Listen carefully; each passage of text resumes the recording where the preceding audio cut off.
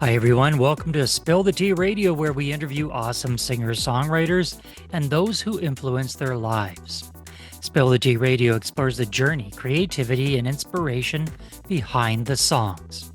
My next guest is a Canadian Screen Awards Gemini winner and one of Canada's most accomplished producers, composers, musicians, and musical directors. His original music and performances are featured on soundtracks and recordings from some of Canada's biggest stars, and he has contributed playing, arrangements, and productions to several Grammy winning albums.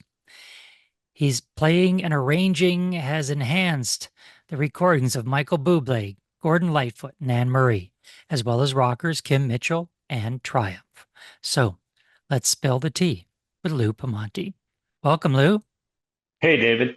So, Lou, this is a special occasion that we're talking about because this is I mean, it's a wonderful induction ceremony into the Canadian Songwriters Hall of Fame. Tell us, what is your involvement with that event?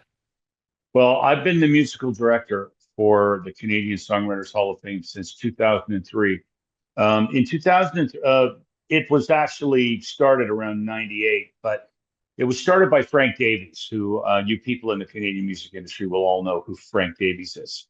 And he called me up in 2003, said, Lou, we're finally going to do a live show and we're going to induct Gordon Lightfoot. We'd like you and your band, the Dexters, to be the house band and back up everybody who comes. So it started in 2003. In 2005, we inducted Bachman and Cummings. In Mhm. 2006, we inducted Leonard Cohen, which resulted in me going on a tour of Europe with Leonard that same year. In 2007, we inducted Joni Mitchell, which is when I met this guy here. We had Michael Bublé come up and uh, and sing a song to Joni, and that's how I ended up getting hired to work on Michael's records. We went on to do Paul Anka, Rush, blah blah blah blah blah, David Foster, Brian Adams. But this last Saturday, we were at Massey Hall on September the 28th, and we inducted um, Sarah McLachlan, Tom Cochran, Blue Rodeo, and Dion Tell. And it's my biggest show of the year. I get like a 10-piece house band, and the sometimes the inductees sing, and sometimes other people come up and sing. Like for example, when Joni Mitchell was inducted, Shaka Khan came up, Herbie Hancock came up, and James Taylor came up and sang with my house band uh, and helped to induct Joni in 2007. So it's a Lou, great show. Lou, these shows, when we hear about award shows and the MCs, how much time it takes them. Some of them say Yeah, it takes them all year to put the right. show together. When you're putting together this type of show and you're backing up the singers or finding musicians, how Yeah. much time does it take? Is it a full year of preparation No, for you?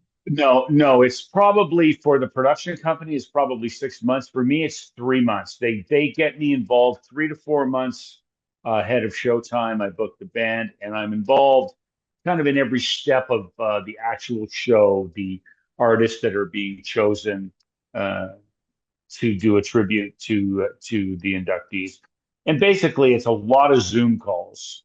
Hmm. Um, up until the week of the show. Now, the week of the show is very interesting. You know, a lot of people see these shows, they don't know what goes into it.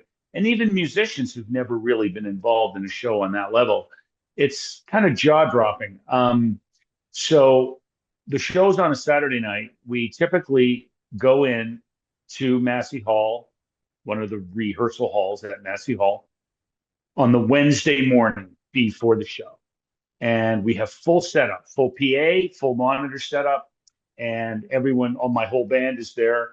And we do the Wednesday and Thursday at the backstage where we get the tunes ready.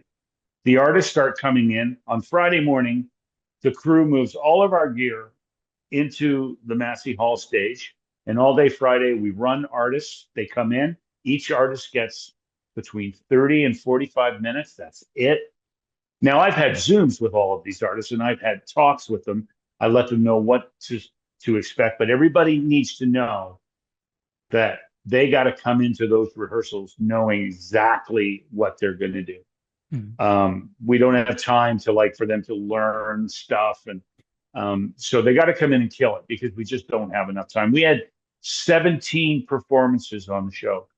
So anyways, that's the Friday. Then the Saturday we show up, we have some rehearsals in the morning, and then we have the dress rehearsal at 1 o'clock. That goes to 5, and then showtime at 7. And there's the red carpet outside, and there's the after party at the El Macombo. And it's a big, exciting show.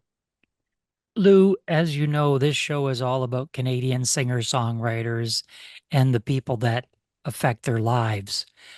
When it comes to being inducted into the Songwriters Hall of Fame, so many of our young artists that are listening to the show will want to know, how do I get there? How do I get inducted into that Songwriters Hall of Fame? I'm 20 years old. I'm 25 years old. I've been writing music since I was 15. What do I need to do to join those great names that you mentioned? You need to get a big hit. I'm sorry. These people all have big hit records. I mean, we finished the show with "Life Is a Highway," and Wow. the story That's of that massive. song is amazing. And Gary Lavoie, the lead singer of Rascal Flatts, came up and sang it with Tom. That song was #1 on Billboard in America twice, 16 years apart.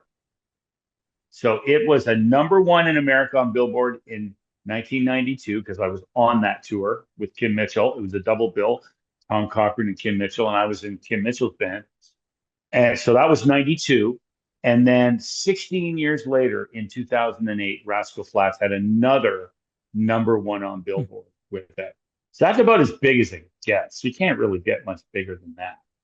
But I mean, David, if I had the formula for how to get a hit record, I'd have one of my own.